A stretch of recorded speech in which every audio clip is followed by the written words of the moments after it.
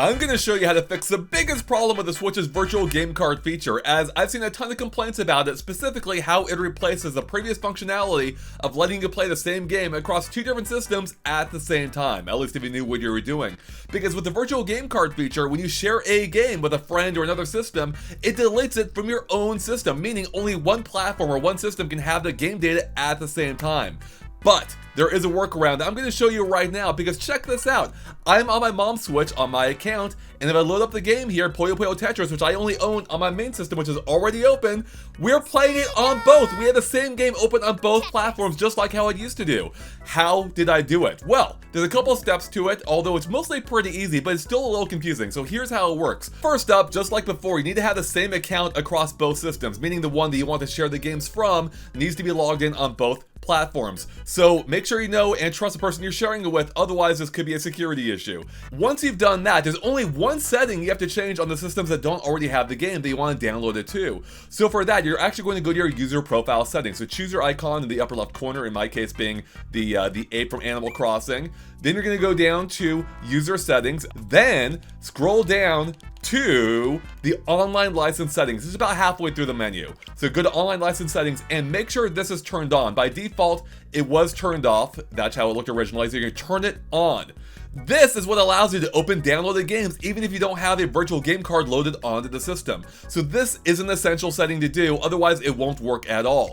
So go ahead and close this, and now, if you have the game data downloaded, you can open Puyo Puyo Tetris or whatever it is you downloaded from your system at the same time as your primary system, assuming that your primary system is set to be offline only, which you can use airplane mode for, or you can turn off the Wi-Fi settings or whatever it is you want to do. Now, even though we've taken care of the big problem, there is still one other issue you may run into, and it's a sizable one as well. And that's, how the heck do you download this game data in the first place? Because for one, if you go to the eShop, even on the account that owns the games, it's going to boot you right back to the virtual game card screen like you're looking at here. You can't re-download from the eShop directly. Secondly, even from this virtual game card screen, if you try loading it from a different system, it's going to require the other system to be nearby, which isn't going to be the case for a lot of people, especially if you're sharing with friends or family, you know, miles, if not hundreds of miles away, even thousands of miles. So how do we work around this issue? Because there seems to be no way to get around it. Well, I discovered a sneaky little method, and that's if you go down to options here, click download data,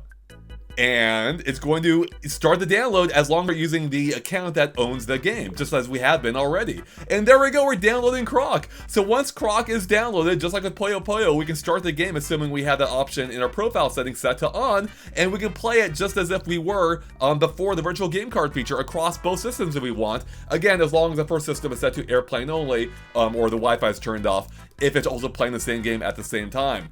Or any game at the same time, I believe. In any case, that is how you deal with it, everyone. This is how you restore the classic Switch functionality if you don't want to use the virtual game card feature to share the games, or at least use it exclusively.